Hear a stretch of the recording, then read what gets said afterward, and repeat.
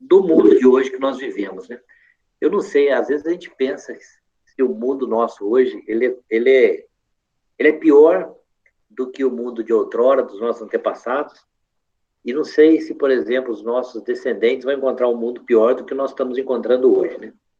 Pela base bíblica, nós entendemos que está piorando. Então, eu entendo que coisas passadas já foram melhor e está arruinando, tá? Então, muitas coisas aí muitas coisas que nós achamos hoje que chama que tá pior, e a segunda palavra de Deus está pior mesmo. E eu queria lembrar aqui de um autor, tem um autor do nosso tempo aqui, ele vive na Inglaterra, né? Ele é professor da Universidade de Oxford, se ainda é, Richard Dawkins. Não sei se você viu falar, Alder, Tatiane, Richard Dawkins. Esse personagem, ele talvez seja um dos ateus mais influentes no mundo hoje. Tá? Ele escreve bem, e como ateu que é, ele escreve para os ateus. Eu lembro que em 2006, já vai fazer então uns 14 anos, aí por volta de 2006, ele escreveu um livro, e é um livro aí de 600 páginas, olha o tamanho do livro que ele escreveu, 600 páginas. Ele pôs o título nesse livro, Deus, um delírio. Deus, um delírio. Então, esse foi um livro que ele lançou em 2006. E perguntaram, certa vez, para o Richard Dawkins, perguntaram para ele qual que é o propósito do ser humano. Olha a resposta dele, ateu que ele é. Ele respondeu assim, somos máquinas construídas pelo DNA, cujo propósito é fazer mais cópias do mesmo DNA. É a simples razão de viver de cada ser vivo. Essa é a definição dele. Qual que é o propósito do ser humano? É um DNA que reproduz cópias do DNA. Essa é a simples razão de todo ser vivo. É muito pobre essa visão míope, né, do Richard Dawkins. É como se dissesse assim para o martelo, né? Qual que é a função do martelo? Qual que é o propósito do martelo? O martelo é produzir outros martelos. E se esquece, né, que qual que é a importância do martelo, por exemplo, para a carpintaria. É a mesma coisa nós, criados por Deus, né? Qual que é a importância nossa nesse mundo, nesse universo criado por Deus? Então, o Richard Dawkins, e são muitos que pensam como ele, né? Nós estamos aqui numa mera existência fútil nesse mundo de passagem, né? Sem valor nenhum, sem valor nenhum. Daí, um grande professor aí na Universidade de Oxford. Essa é a visão do mundo, tá? E muitas pessoas vão atrás desses conceitos. Mas voltando para a Bíblia, a gente vê que a Bíblia ela tem muitas respostas para nos dar, né? Nessa lição de hoje, estudando aí sobre quem somos, né? Nós vamos ver 3 tópicos aí. O primeiro tópico, nós vamos ver o estado original do homem, quer dizer, quando Deus criou Adão e Eva, que estado original era esse? No segundo tópico, nós vamos responder a pergunta, né, por que Deus criou o homem? E no terceiro tópico, nós vamos ver aí a natureza humana. Então, o primeiro tópico, o estado original do homem. Né? Então, antes de Gênesis capítulo 3, então vamos lá, Gênesis capítulo 1, Gênesis capítulo 2. Então, nós estamos lá no princípio da criação. Então, quando Deus criou o homem e a mulher, e todos os seres vivos, né, Deus os criou de forma perfeita. Então, lá, os primeiros pais nossos, Adão e Eva, antes de Gênesis 3, eles eram perfeitos. Tá? Vamos ver um texto aqui. Aldo, lê para nós aí, Eclesiastes 7:29. E vou pedir depois para a Tatiane ler para nós Gênesis 1:31.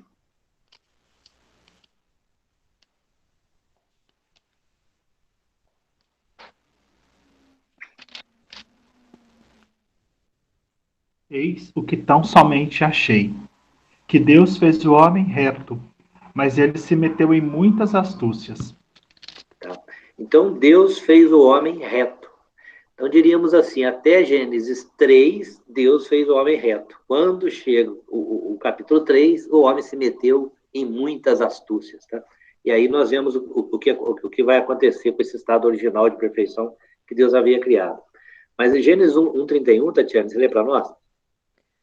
Viu Deus tudo quanto fizera, e eis que era muito bom. Houve tarde e manhã o sexto dia. Então, esse texto fala para nós que o primeiro casal ele não só era perfeito, Adão e Eva, né, perfeitos, mas eles viviam num ambiente perfeito, num mundo perfeito. Eles tinham perfeita harmonia um com o outro, homem e mulher, marido e mulher, né? Tanto que Deus aqui chama que tudo aquilo que ele havia criado, Deus diz que foi muito bom, incluindo o homem e a mulher. Foi muito bom. Então, esse é o estado original nosso, de Gênesis 1 e Gênesis 2, tá? Depois, o Gênesis 3 é a aula que vem. Então, nós vamos estudar o Gênesis 3 na aula que vem. Mas, então, o Gênesis 1 e o Gênesis 2 diz para nós que nós fomos criados aí com imortalidade e com santidade. Silvana, lê para mim Gênesis 2:17, e aí vamos ver já o que o homem ainda não tinha pecado, tá? Nesse texto que nós vamos ver agora, Gênesis 2:17, mas Deus estava dando instruções e alerta ao homem. O que ele diz, Gênesis 2:17? Mas da árvore do conhecimento do bem e do mal não comerás, porque no dia em que dela comeres, certamente morrerás. É importante a gente conhecer a Bíblia, né? É importante conhecer esse versículo. Na aula que vem nós vamos estudar, a gente vai retomar esse versículo, tá? Mas é muito importante a gente entender a ordem que Deus deu para o homem, né? Deus deu uma ordem para não comer daquela árvore que havia no centro do jardim, e as palavras que Deus usou bem claramente, porque no dia em que dela comeres, certamente morrerás. Deus usou a palavra, ó, certamente morrerás. Então o homem não deu ouvidos a essa ordem, tá? Ele vai cometer o pecado, a gente vai ver na aula que vem, mas o fato é que, como Deus havia dito, se você me desobedecer, certamente morrerá. E aí que vem uma questão, né? Nós fomos criados de forma, nós fomos criados para ser imortais. Nós somos imortais. Mas aí Deus vem e fala em morte. O que nós concluímos desse texto aí de Gênesis 2:17, aí não só fala da morte física, mas também da morte espiritual. Mas até então o homem havia sido criado para fisicamente ser eterno. Com o pecado passa a haver a morte física. Então nós herdamos a morte física por questão dessa desobediência a esta ordem de Deus de Gênesis 2:17. E também passamos a ter a morte espiritual. Não que o nosso espírito ele é extinguido, não. A morte espiritual nada mais é do que o afastamento eterno de Deus. Ou seja, continua existindo eternamente aquele que não é regenerado, porém afastado eternamente de Deus. Então, esse é um estado que Deus nos criou. Deus nos criou num estado de imortalidade. E agora, 1 Coríntios 15:53, vamos ler esse texto também. Você lê para mim, Aldo, 1 Coríntios 15:53.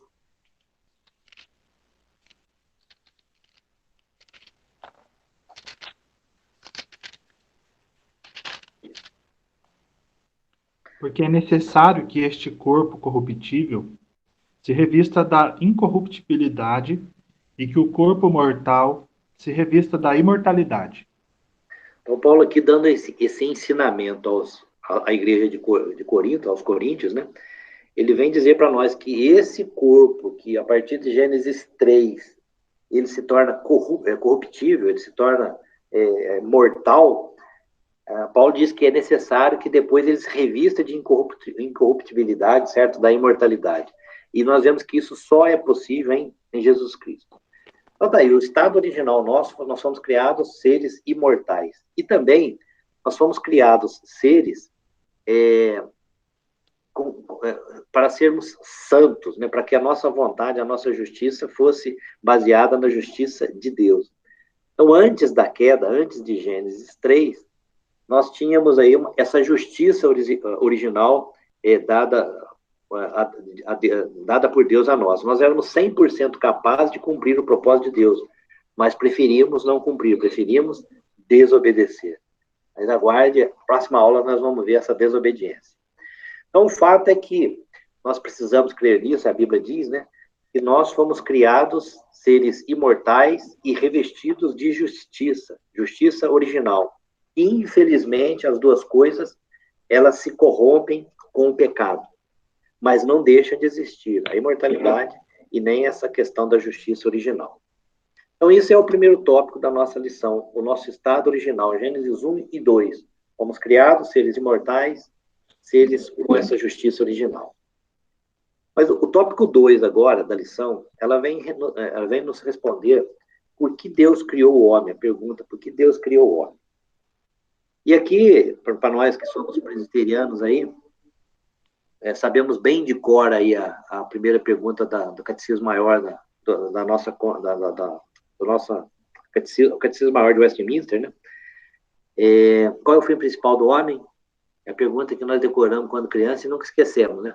O fim principal do homem é glorificar a Deus e gozá-lo para sempre. Mas ampliando a visão dessa resposta a essa pergunta, né? Que Deus criou o homem, qual é o nosso objetivo, qual é o nosso propósito, nós vamos responder essa pergunta sobre 4 aspectos. Primeiro, nós vamos ver que nós fomos criados para representar Deus no mundo. Segundo, nós fomos criados para refletir a glória de Deus neste mundo, né?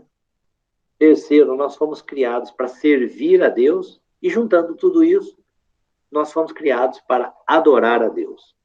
Então, isso responde a essa pergunta, por que Deus criou o homem?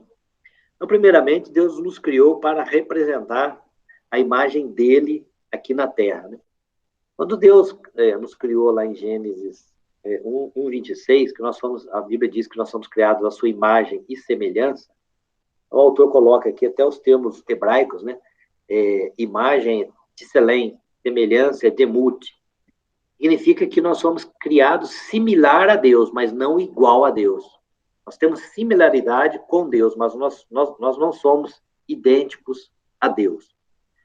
E quando Deus deu uma ordem lá em Gênesis 1:26, ele deu uma ordem para nós multiplicarmos e dominar a terra, né? Dominar todo mundo, tudo aquilo que ele havia criado. Ele colocou em nós, nessa ordem, né? Ele colocou para nós que ali nós estaríamos representando a sua imagem na terra, tá? Para o bem ou para o mal. Então, quando o homem peca, lá em Gênesis 3, ele perde isso também. Até essa questão de representar Deus no mundo, né? Representar Deus nesse mundo, ele perde isso, como foi a intenção de Deus em Gênesis 1 e 2. Então, o primeiro fato, por que Deus nos criou? Deus nos criou para representá-lo aqui na Terra. A segunda parte dessa resposta, por que Deus nos criou? Ele nos criou para refletir a glória dele, ou, uma forma mais simples, ele nos criou para espelhar, né, a sua glória aqui neste mundo. Vamos ler alguns textos aqui que vai reforçar isso para nós. Você lê para nós, Tatiane, Isaías 43:7. Aí a Silvana, depois, ainda em 43, depois eu falo outro versículo para a Tatiane, mas a Silvana abre lá em Colossenses 1:16. E aí, Aldo, deixa depois lá em Romanos 11:36. E aí eu leio outro texto aqui. Primeiro, Isaías 43. Leia o 7 primeiro, Tatiane, para nós. A todos os que são chamados pelo meu nome, e os que criei para minha glória, e que formei e fiz. Então, o finalzinho do versículo, os que criei para minha glória. Então, Deus deixa muito claro aí para o seu povo, né, que Deus os criou para a sua glória. Então, nós somos criados para a glória de Deus. Isaías deixa muito claro nesse versículo que a Tatiane leu. Leu o 21 também, Tatiane, o verso 21. Ao povo que formei para mim, para celebrar o meu louvor. Então, ao povo que formei para mim, para celebrar o meu louvor. Então, Deus de novo afirma que ele nos formou para celebrar o seu louvor. Agora, Colossenses 1:16. Pois nele foram criadas todas as coisas, nos céus e sobre a terra, as visíveis e as invisíveis, sejam tronos, sejam soberanias, quer principados, quer potestades. Tudo foi criado por meio dele e para ele. Então, Deus, tudo foi criado por meio dele, aqui Paulo está falando a respeito de Jesus Cristo, né? E tudo foi criado para ele. Então, toda a criação de Deus é para ele. Romanos 11:36. Porque dele, e por meio dele, para ele são todas as coisas. A ele, pois, a glória eternamente. Amém. Ok? Porque dele, por meio dele e para ele são todas as coisas. A ele, pois, a glória eternamente. Amém. Em 1 Coríntios 10:31, Paulo diz assim, ó, portanto, quer comais, quer bebais, ou façais outra coisa qualquer, fazei tudo para a glória de Deus. A palavra de Deus ela é muito clara, dizendo para nós que nós somos criados para glorificar a Deus. E aí, às vezes, a gente fica pensando aí, nós que estamos na igreja aí desde muito antigamente, né? O que é glorificar a Deus, né? Glorificar a Deus de uma forma bem simples é o quê? É honrá-lo, é engrandecê-lo e nos tornar, e nos apequenar diante da sua grandeza. Então, resumidamente, eu glorifico a Deus quando eu vejo Deus como grande que Ele é e eu me vejo quão pequeno eu sou. E a gente vê que o mundo não é assim. O mundo quer crescer e que Deus diminua, né?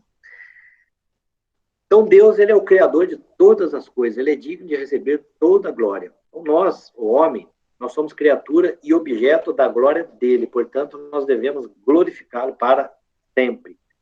E uma das coisas que nós fazemos aqui nesse mundo para glorificá-lo, né, é sendo luz. Jesus Cristo, lá em Mateus 5,16, texto conhecido nosso. Moisés, bom dia.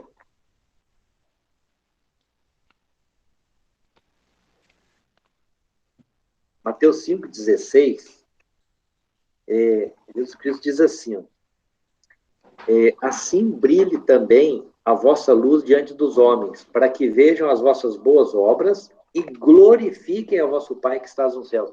Jesus Cristo diz que quando a minha luz brilha diante dos homens, de tal forma que os homens veem em mim as boas obras, né, eles glorificam ao Pai que está nos céus.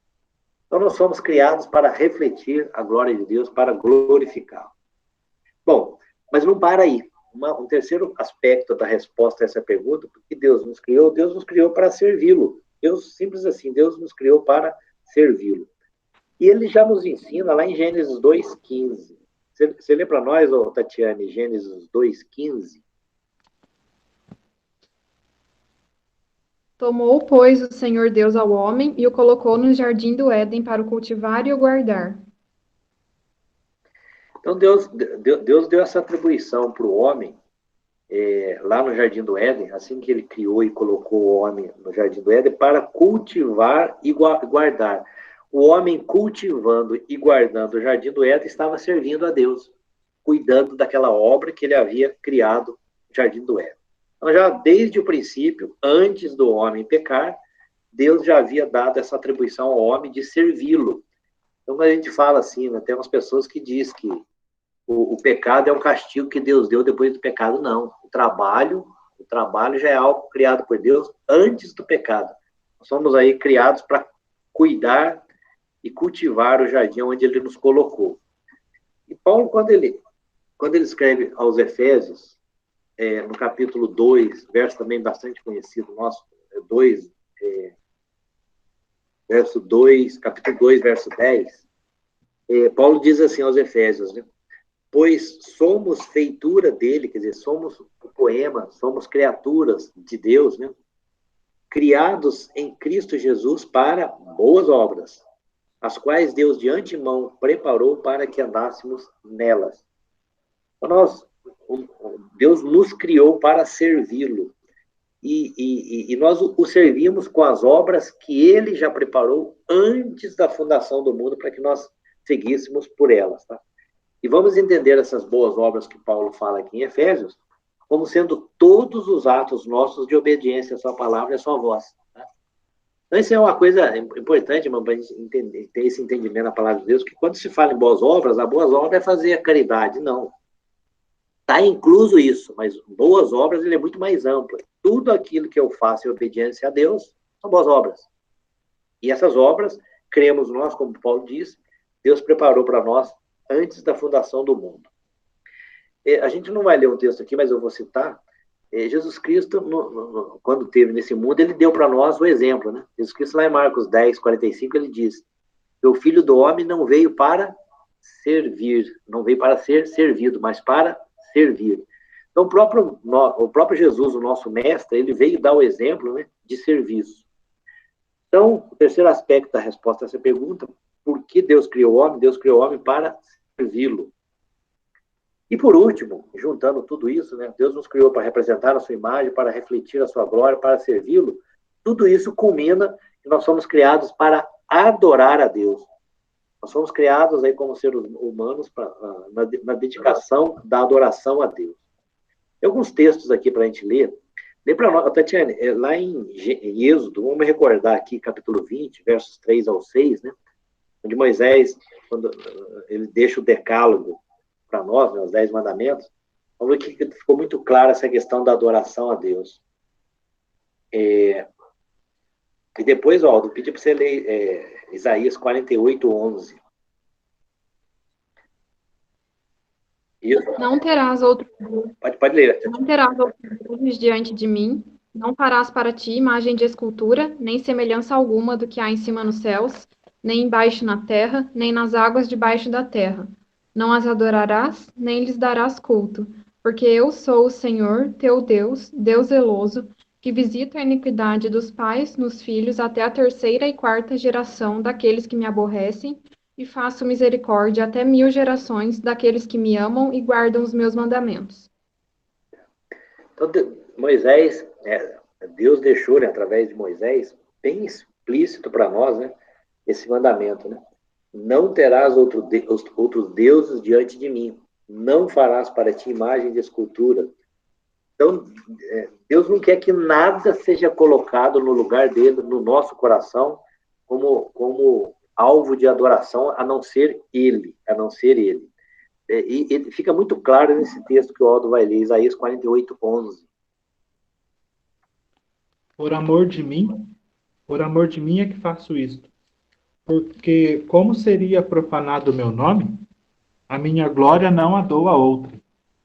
Então, através do profeta Isaías, Deus deixa-nos muito claro, né? A minha glória eu não dou a outrem. Irmãos, a gente fala muito na questão da idolatria, né? E a idolatria é aquilo que nós colocamos no nosso coração como centro da nossa vida. E nós vemos o mundo aí, o mundo tem muita coisa a nos ensinar sobre idolatria, né? A própria autoglorificação, a própria autoadoração, está aí um exemplo que o mundo nos dá de adoração. O fato é que Deus nos criou para adorá-lo, e quando eu tiro Deus do centro da minha vida, algo aparece para adorar, e não Deus.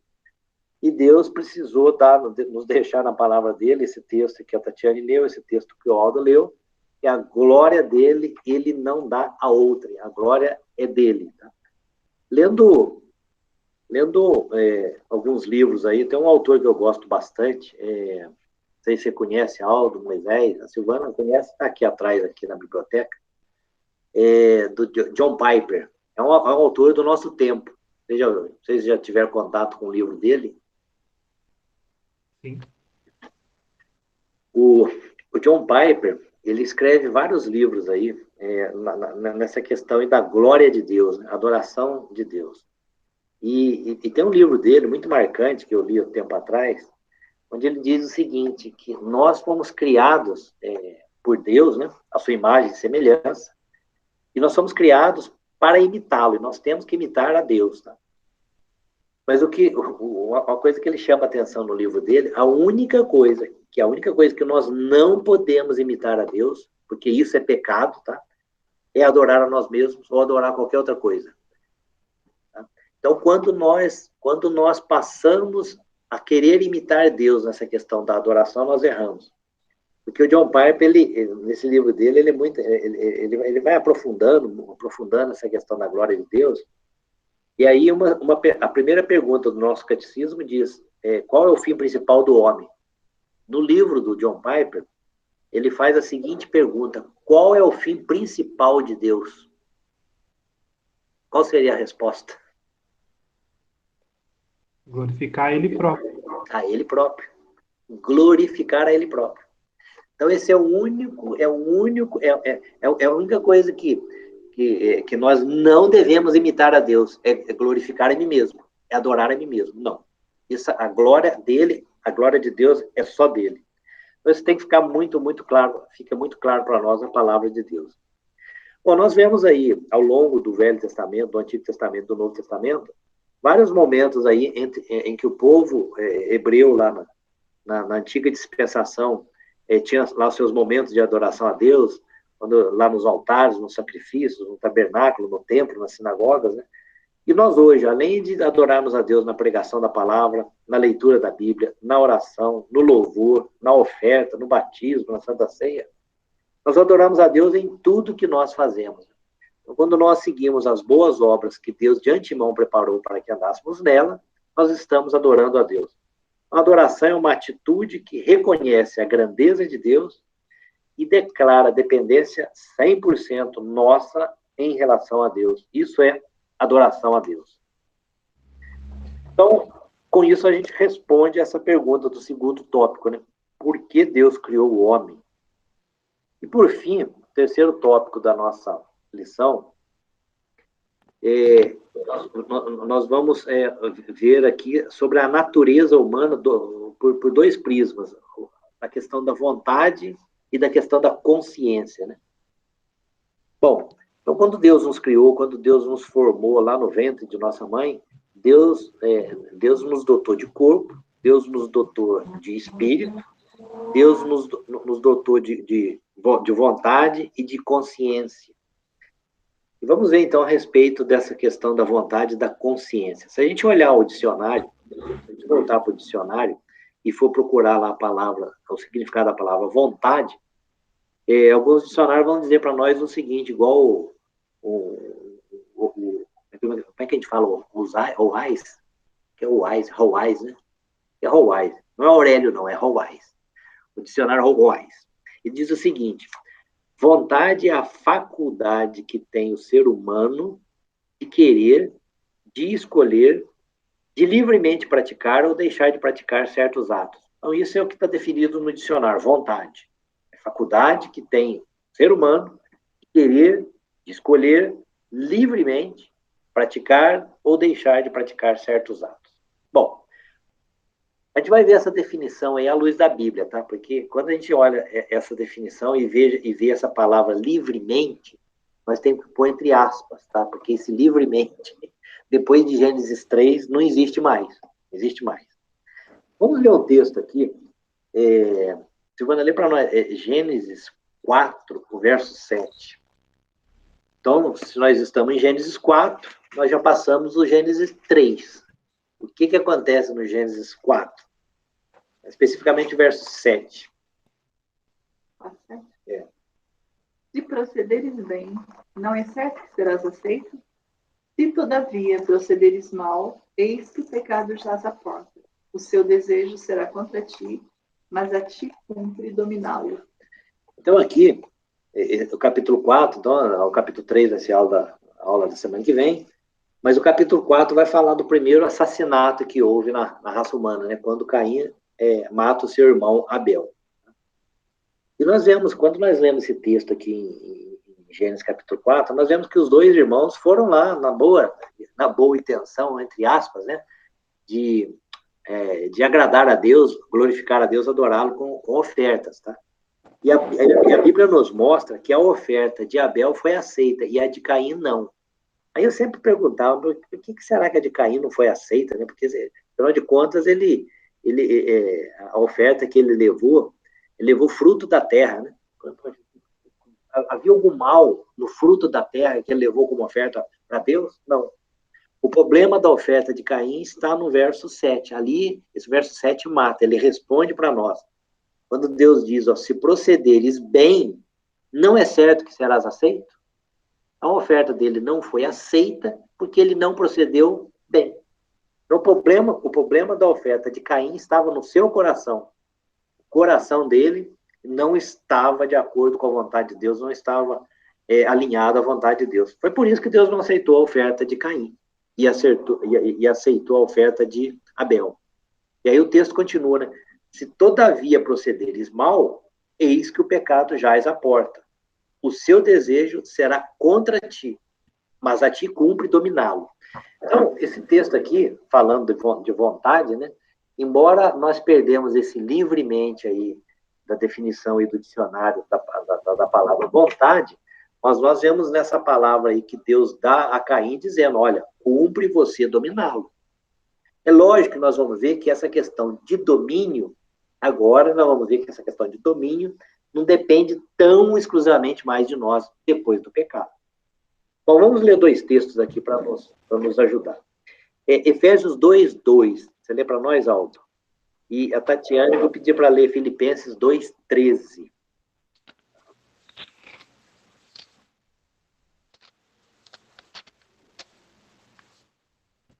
Nos quais andastes outrora, segundo o curso deste mundo, segundo o príncipe da potestade do ar, do espírito que agora atua nos filhos da desobediência.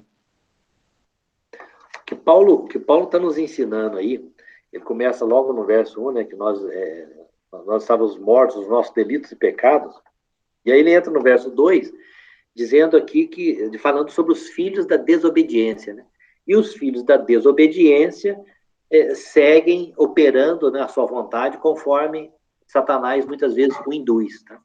Nós sabemos que a nossa natureza decaída, né, depois de Gênesis 3, a nossa carne, ela nos leva a decidir mal. A nossa vontade, ela sempre acaba optando pelo mal. Paulo nos ensina isso também em Romanos. E deixa claro aqui, Paulo, em Efésios 2:2, que os filhos da desobediência, certo? Aqueles não regenerados, Satanás tem operado através deles, tá?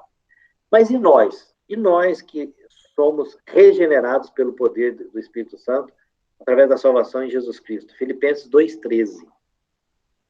Porque Deus é quem efetua em nós, tanto querer como realizar, segundo a sua boa vontade. Vontade. Então tá aí. Então, depois da queda, nós não podemos dizer mais que a nossa vontade é livre. Ela é livre.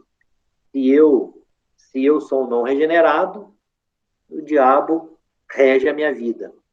Se eu sou regenerado, Deus vai reger a minha vida. Mas assim mesmo, por nós continuarmos nessa natureza decaída, essa natureza de pecado, pecamos. Tá? Tem mais um texto, Tatiana, você que está próximo aí, lê Romanos 2:4 para nós. Romanos 2:4.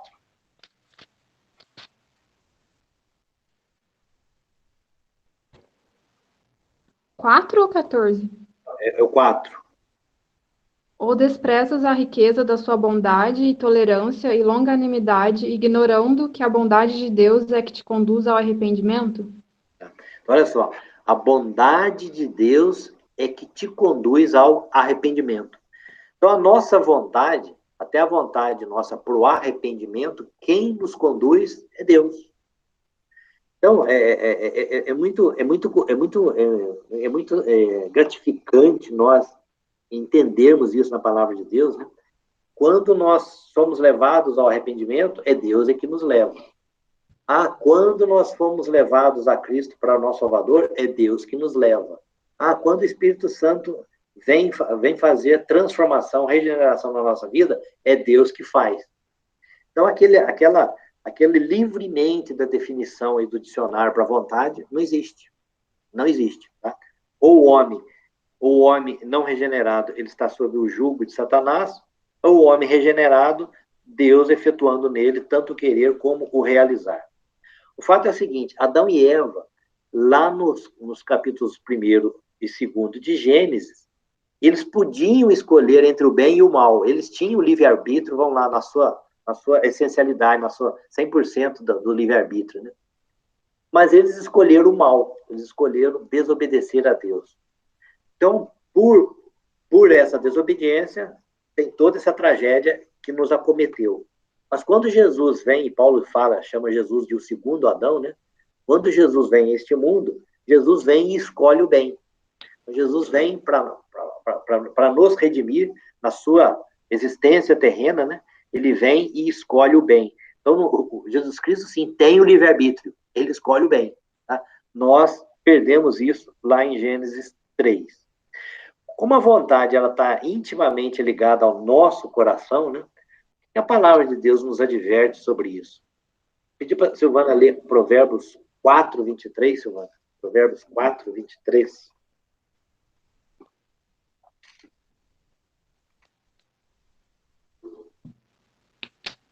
Sobre tudo que se deve guardar, guarda o coração, porque dele procedem as fontes da vida. Nós devemos guardar, sobretudo, o coração, porque é do coração que brotam as fontes da vida, né? Então, a nossa vontade ela está intimamente relacionada a onde está o nosso coração. Se o nosso coração está em glorificar a Deus, glorificar e honrar a Deus, se o nosso coração está aí, a nossa vontade está aí. Se o nosso coração não está aí, a nossa vontade não está aí.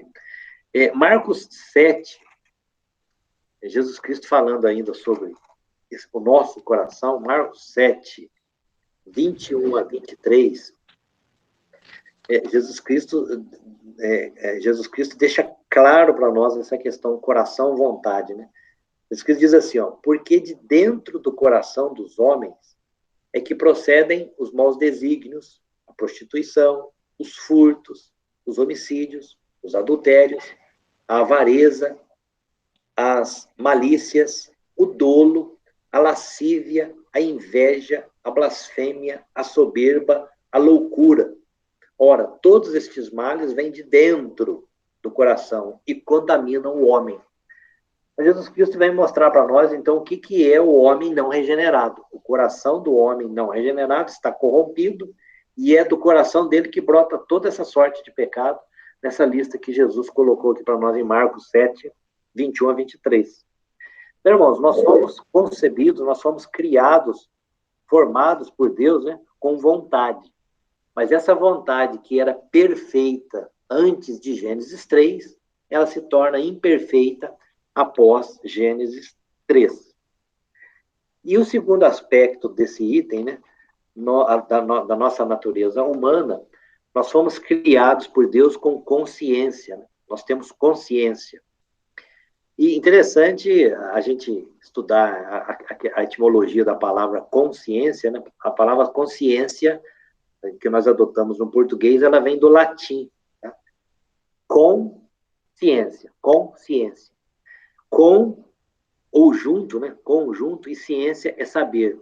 Então, consciência é saber junto, ou saber com. Mas saber junto, saber com o quê? Saber junto com Deus. É saber com Deus. Então, quando Deus ele nos capacitou de consciência, consciência significa isso aí, saber junto com Deus. Saber junto com Deus. Então, seja o homem regenerado, seja o homem não regenerado, o homem tem consciência. Só no Novo Testamento, nós vemos 30 vezes a palavra consciência, do grego suneideses, falando sobre a consciência. Vamos ler um texto só para ficar claro. Lê para nós, Alder, João 8:9. Então, esse termo consciência que aparece nesse texto, João 8:9, ele é semelhante aos outros 29 que aparecem no Novo Testamento. Mas vamos ler só um. João 8:9. Mas ouvindo ele a resposta e acusados pela própria consciência, foram se retirando um por um, a começar pelos mais velhos até os últimos, ficando só Jesus e a mulher no meio onde estava. Então, esse texto é um texto bem conhecido da palavra de Deus, que João relata, né? Onde a mulher pega em adultério, estava sendo ali para ser apedrejada. Na verdade, aqueles acusadores queriam testar Jesus, né? E aí Jesus faz aquela célebre pergunta para eles, né? Quem não tiver pecado, que atire a primeira pedra. E aí o texto conta que a consciência deles começou a acusá-los, né?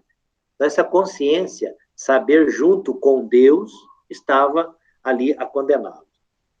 Mas o texto, ainda falando sobre a consciência, o Tácito, ele diz o seguinte: consciência, ela é definida como a voz da alma ou a voz de Deus, porque ela age aprovando ou reprovando nossos atos. É uma espécie de juiz, né, dos nossos atos e dos alheios.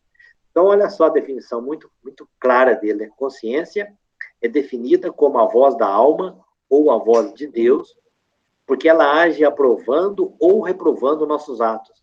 Ela é uma espécie de juiz dos nossos atos, dos alheios. Outro teólogo norueguês, Haslesby, ele diz o seguinte: a consciência é a percepção de uma lei sagrada sobre-humana. Consciência é a percepção de uma lei sagrada sobre-humana. E Paulo ele vai deixar muito claro isso para nós, o que esses teólogos afirmam, lá em Romanos. Vamos abrir lá em Romanos, capítulo 1.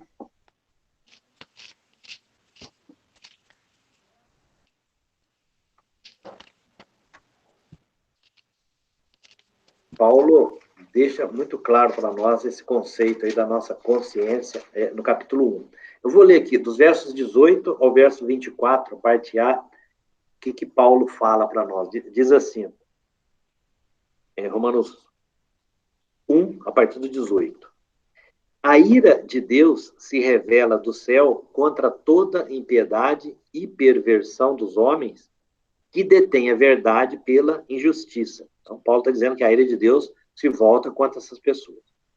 Porquanto o que de Deus se pode conhecer é manifesto entre eles, porque Deus lhes manifestou. Porque os atributos invisíveis de Deus, assim como o seu eterno poder, como também a sua própria divindade, claramente se reconhecem desde o princípio do mundo, sendo percebidos por meio das coisas que foram criadas. Tais homens são, por isso, indesculpáveis. Porquanto, tendo conhecimento de Deus, não o glorificaram como Deus, nem lhe deram graças. Antes, se tornaram nulos em seus próprios raciocínios, obscurecendo-lhes o coração insensato. Inculcando-se por sábios, tornaram-se loucos, e mudaram a glória do Deus incorruptível em semelhança da imagem de homem corruptível, bem como de aves, quadrúpedes e répteis. Por isso, Deus entregou tais homens à imundícia. E ainda Paulo, no capítulo 2 de Romanos ainda, vamos virar a página aí, Romanos 2, 12 a 16, Paulo deixa mais claro ele dizendo o seguinte, ó, assim, pois, todos os que pecaram sem lei, também sem lei perecerão. E todos os que com lei pecaram, mediante lei, serão julgados. Porque os simples ouvidores da lei não são justos diante de Deus, mas os que praticam a lei hão de ser justificados.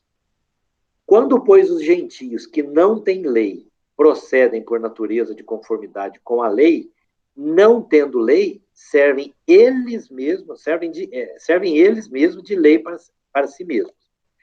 Estes mostram a norma da lei gravada no seu coração, testemunhando-lhes também a consciência e os pensamentos, mutuamente acusando-se ou defendendo-se. No dia em que Deus, por meio de Cristo Jesus, julgar os segredos dos homens de conformidade com o meu evangelho. Então, mas o Paulo aqui, ele arremata muito bem essa questão da consciência nesse final, né, nesses trechos aqui, esse trecho do capítulo 2 de Romanos, mostrando para nós que mesmo o não regenerado, ele tem essa ciência de Deus.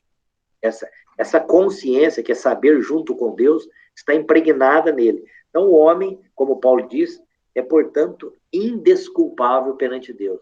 Então, ele tem consciência. Vamos pegar aqui o exemplo que nós demos do Richard Dawkins, esse ateu dos nossos tempos, que escreveu lá Deus um delírio, né? Até ele tem impregnado nele a consciência de Deus.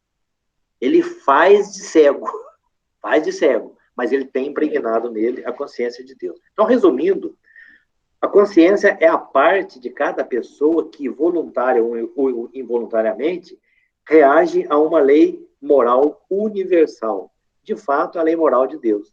Então, a consciência comunica esse conhecimento ao espírito humano, forçando-o a obedecer ou a ignorar seu apelo.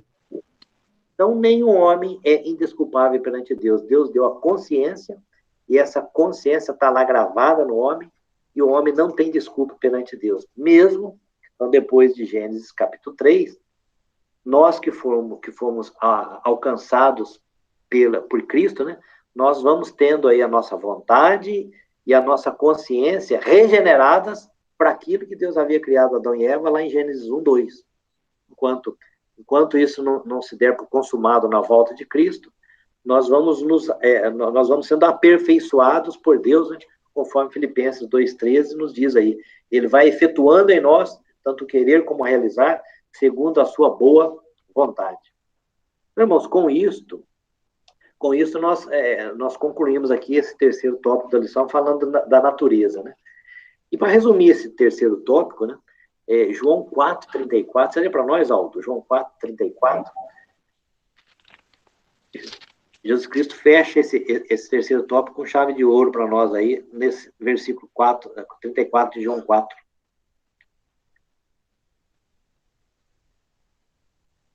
Disse-lhe Jesus: A minha comida consiste em fazer a vontade daquele que me enviou e realizar a sua obra. Então Jesus diz para nós, né? A minha comida consiste em fazer a vontade daquele que me enviou e realizar a sua obra.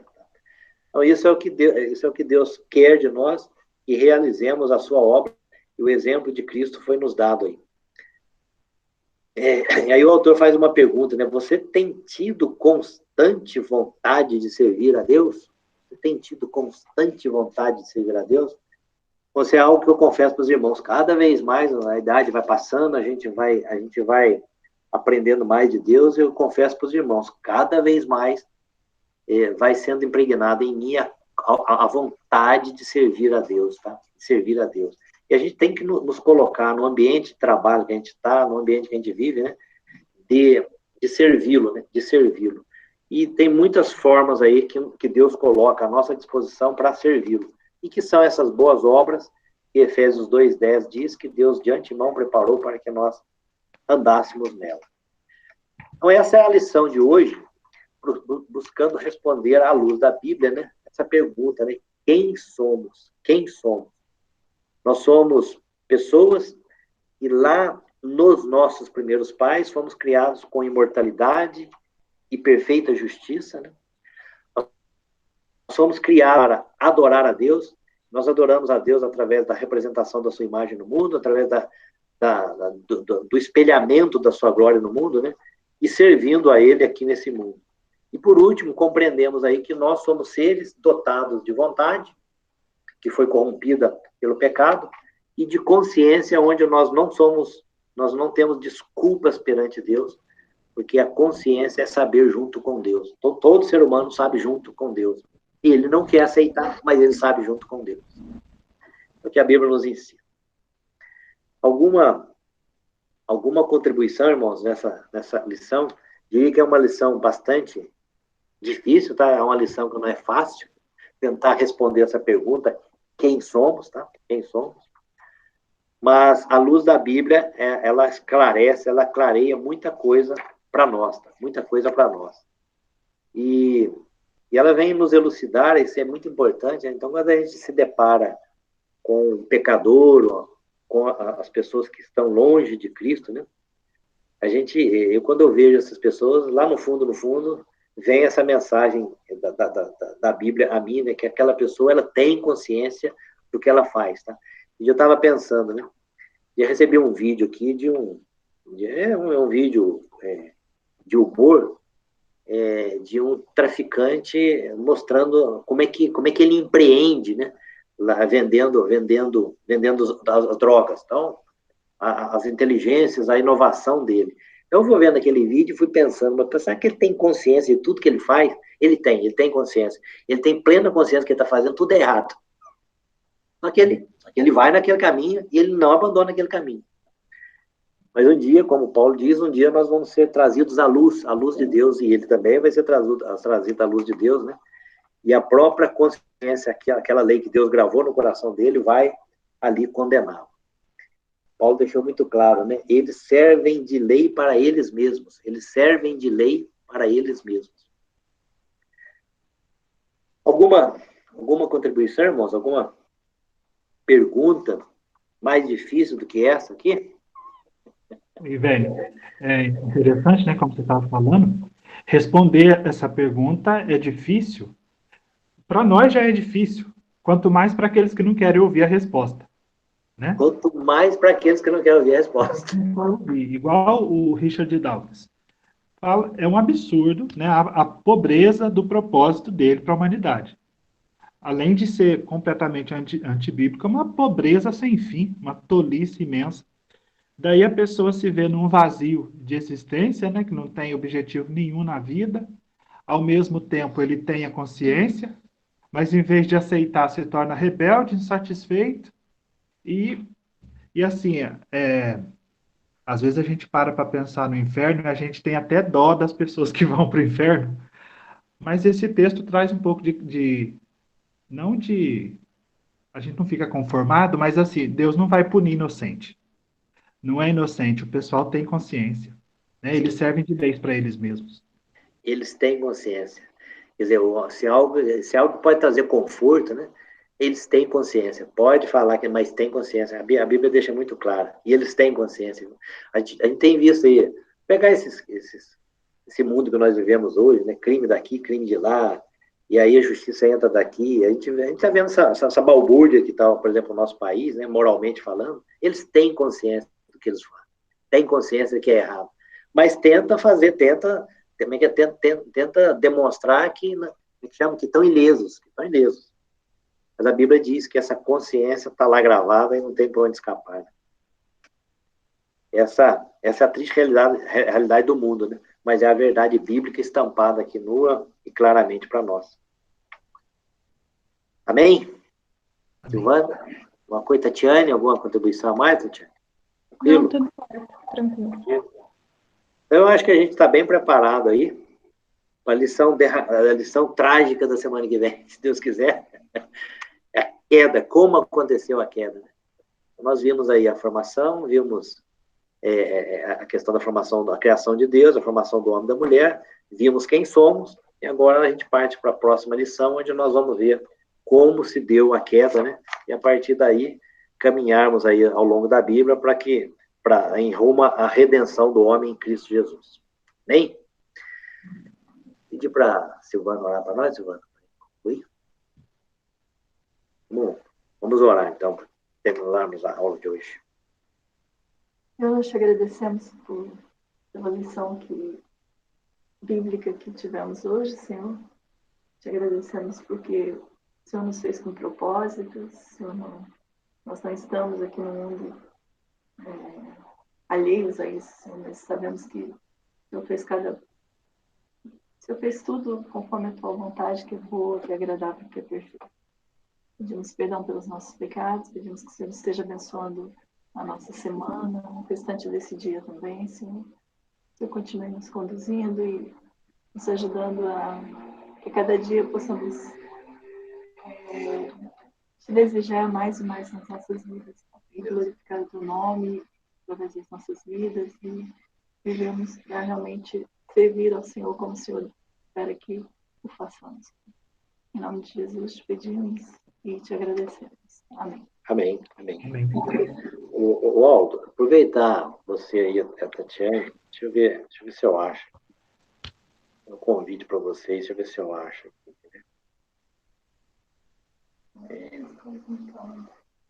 Peraí. Chama o pastor lá de Ribeirão, Douglas. Deixa eu só ver aqui se eu acho um detalhe aqui. No dia 19 de setembro, semana que vem, sábado, né? Vocês vão estar por aí? Até agora, sim. Sábado 19. É o seguinte, a gente vai ter um encontro aí de casais, depois eu vou convidar outros casais aí também da igreja. Um encontro de casais virtual aí, vai. Nós vamos ter um encontro de casais aí, promovido pela Igreja Presbiteriana, da onde a gente frequentou, lá em Ribeirão Preto, tá? Vai ser no dia 19 agora, às 19h30. Vai ser pelo Zoom, tá? Eu vou mandar o convite para vocês. Se vocês tiverem interesse, tem que fazer a inscrição, acho que são 100 vagas. Até ontem tinha lá, acho que umas 50 vagas ainda. E esses encontros costumam ser muito bons, a palavra que é trazida para nós casais, tá? Vou passar para vocês depois aí no WhatsApp, o convite. Se vocês tiverem livres aí no sábado, dia 19, 19h30, vamos participar desse evento aí. Pode ser? Vou mandar para vocês.